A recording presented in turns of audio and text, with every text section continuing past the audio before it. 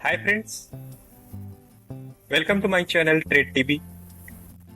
मैं हूं अंशुमान और आज की वीडियो में मैं डिस्कस करने वाला हूं इंडियन स्टॉक मार्केट के ऊपर। स्वागत करता हूं सारे दर्शकों को जो मेरे चैनल को अभी देख रहे हैं, क्योंकि ये मेरा पहला वीडियो होने वाला है इस चैनल पर और मैं आगे आपको इसके बारे में बहुत विस्तार में बात करने वाला हूं। मार्केट क्या होता है, डिफरेंट स्टेजेस ऑफ मार्केट, ये सारी चीजें हम लोग डिस्कस करेंगे। लेकिन मेरा ये वीडियो का मकसद यही रहेगा कि जो भी बिगिनर हो या फिर जो भी सीजनल प्रो हो, जिसको भी मार्केट के बारे में कुछ भी पता ना हो और पहली बार मेरे वीडियो देख रहे हो, तो आपको कुछ ना कुछ मैं देने के लिए कोशिश करूंगा। बने रहिए मेरे वीडियो में और मैं रिक्वेस्ट करूंगा कि बिना स्किप किए ये वीडियो को लास्ट तक देखें। So thank you so much. तो चलिए डिस्कस करते हैं इंडियन स्टॉक मार्केट के ऊपर। स्टॉक मार्केट में हम लोग इन्वेस्टमेंट कैसे करते हैं, स्टॉक क्या होता है, शेयर्स क्या होते हैं। कभी ना कभी आपने कहीं ना कहीं दोस्तों से या फिर कहीं भी घर वालों से या फिर कहीं भी यूट्यूब में आपने देखा होगा, शेयर्स बेसिकली एक कंपनी का हिस्सा होता है। एक सिंपल टर्म में आपको मैं एग्जांपल देने की कोशिश करूं, मान लीजिए कि आपका कोई दोस्त है, उसके पास एक बिजनेस है, लेकिन उसको अपने बिजनेस को ग्रोथ कराने के लिए या फिर कुछ इनोवेशन शुरू करने के लिए बिजनेस में कुछ पैसों की आवश्यकता होती है और वो किसी बैंक के पास ना जाके वो कोशिश करता है कि कुछ जाने पहचान लोग उसको अगर पैसे दे दे और उसके बदले वो कंपनी का कुछ हिस्सा, कुछ शेयर उसको अलॉट करता है। और हर कोई शेयर जो भी होता है उसका एक प्राइस वैल्यू होता है जो कंपनी डिसाइड करती है और हर कोई शेयर का वैल्यू सेम टू सेम होता है। ठीक है, तो एक सिंपल टर्म में अगर मैं आपको बोलना चाहूं, स्टॉक मार्केट एक ऐसी जगह है जहां पर बहुत सारे कंपनीज लिस्टेड होती हैं और वो कंपनी के कुछ हिस्से होते हैं। हर किसी कंपनी का अलग अलग शेयर वैल्यू होता है और आप उस कंपनी के डेटा को देख के या फिर बैलेंस शीट रीड करके अगर उसमें इन्वेस्टमेंट करना चाहें तो आप कर सकते हैं। ये आगे जाके मैं बताने वाला हूं कि ये बैलेंस शीट क्या होता है, क्या नहीं। तो बस आपको सिंपल वे में याद रखना है कि कोई एक कंपनी है, एक्स कंपनी है और उसमें हम लोग इन्वेस्ट करने वाले हैं और उस कंपनी के मुनाफा या फिर लॉस, उसके हिसाब से जो भी शेयर होल्डर है उसको सेम टू सेम लॉस या फिर मुनाफा। कंपनी का अगर मुनाफा होता है तो आप कंपनी के शेयर होल्डर होने के नाते आप जितने शेयर्स आपके पास रखे हैं उस कंपनी के, तो आपको भी मुनाफा होगा। अगर कंपनी लॉस में जाती है तो आपका भी लॉस होगा। ठीक है, तो इस हिसाब से हम लोग मार्केट को समझ सकते हैं।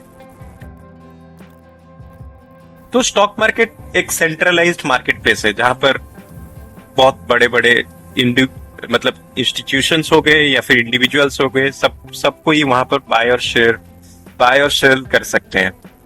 तो मोटा मोटी ये बोला जाए कि कोई एक बाजार है, जैसे आप जाते हैं और वहां पर कुछ सामान लेके आते हैं और उसके बदले पैसे देते हैं। दुकानदार को चाहिए पैसा और आपको चाहिए कुछ सामान, तो एक लेन देन की प्रक्रिया वहां चालू होती है। एग्जैक्टली सेम वे में यहाँ पर अगर हम लोग स्टॉक मार्केट की बात करेंगे तो यहाँ पर शेयर्स की कारोबार होती है। एक लिस्टेड मार्केट प्लेस है जहां पर कुछ ब्रोकर होते हैं और उस ब्रोकर के माध्यम से हम लोग शेयर की कारोबार करते हैं। बैंक हो गया या फिर ब्रोकर हो गया या फिर कोई भी एक थर्ड पार्टी हो गया, उसके माध्यम से हम लोग ये इन्वेस्टमेंट वगैरह शेयर्स में करते हैं। ठीक है, जो भी शेयर मार्केट है उसको हम लोग दो कैटेगरी में डिवाइड किए हैं। दो इंडेक्सेस होते हैं, जैसे कि इंडियन स्टॉक मार्केट हो गया तो उसका दो इंडेक्स है, दो मेजर इंडेक्स है। एक हो गया बॉम्बे स्टॉक एक्सचेंज BSE, जो कि बहुत पुराना है, करीबन 1875 में उसकी लिस्टिंग हुई थी।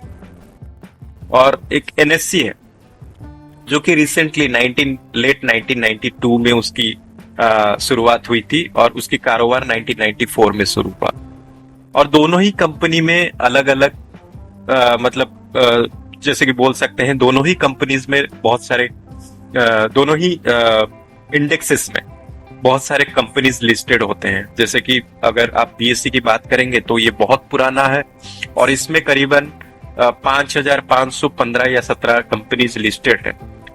जो लास्ट डेटा हम लोग बोल सकते हैं दिसंबर 2023 के हिसाब से। और जो एनएससी है उसमें करीबन मोर देन 2600 कंपनीज लिस्टेड हैं। ठीक है। और जो एनएससी होता है जिसको हम लोग नेशनल स्टॉक एक्सचेंज बोलते हैं, उसमें बहुत कारोबार होता है क्योंकि उसकी वॉल्यूम बहुत ज्यादा होती है। आगे जाके हम लोग जानेंगे कि वॉल्यूम क्या होता है। ठीक है, बस मोटा मोटी ये जाने कि दो मेजर इंडेक्सेस इंडिया में है, जो कि बॉम्बे स्टॉक एक्सचेंज और नेशनल स्टॉक एक्सचेंज। तो बुल और बियर मार्केट ये क्या होता है? बुल और बियर मार्केट, अगर आप एक कोई फेज देके जा रहे हैं, ठीक है, एक टाइम आता है जहां पर स्टॉक की प्राइस बढ़ती जाती है। जब लोग उसको खरीदते हैं, कोई भी भाव पे खरीदते हैं। मान लीजिए कोई भी सामान है, उसकी डिमांड बहुत ज्यादा है मार्केट में, दुकानदार क्या करेगा, उसका प्राइस को बढ़ाता जाएगा क्योंकि सारे लोग उस पर इन्वेस्ट करते जाएंगे। मान लीजिए कि आलू का डिमांड बढ़ गया अभी, ठीक है, अब हर कोई आलू लेके आ रहा है, तो जो दुकानदार है वो देख रहा है कि मार्केट में आलू का प्राइस बढ़ रहा है, पटाटो का प्राइस बढ़ रहा है, तो वो बढ़ाते जाएगा जब तक उसका लास्ट कस्टमर जो प्राइस पे उसको खरीदने के लिए रेडी ना हो जाए। ठीक है, ऐसे भाषा में समझना चाहे तो मान लीजिए कि कोई एक सामान है जिसकी प्राइस वैल्यू 20 है, बेस प्राइस 20 है, लेकिन लोग उसको 30 रुपया में भी खरीदने के लिए तैयार है, 40 रुपया में भी खरीदने के लिए तैयार है, 50 में भी खरीदने के लिए तैयार है। तो फिर उसकी प्राइस वैल्यू बढ़ती जाती है, डिमांड बढ़ती जाती है। तो उस मार्केट को हम लोग बोलते हैं बुल मार्केट। और बियर मार्केट कब बोलेंगे? जब उसकी सप्लाई बहुत ज्यादा होगी लेकिन कोई उसको खरीदने वाला होगा नहीं, मतलब सेलर्स होंगे लेकिन बायर कोई नहीं होगा, बहुत कम बायर्स होंगे। तब वो मार्केट जब चलता है, जब वो मार्केट का फेज चलता है, तब हम उसको बोलते हैं बियर मार्केट, जिसमें स्टॉक प्राइस की कम होती जाती है। ठीक है, और उसका जो भी बायर है कोई नहीं रहेगा। ऐसे मतलब मान लीजिए कि कोई एक स्टॉक है जिसकी वैल्यू ओवर वैल्यूड बन गई है, मतलब प्राइस बढ़ते एक फाइनल स्टेज पे आ गया है अभी, जहां पर कोई बायर और बचे नहीं है।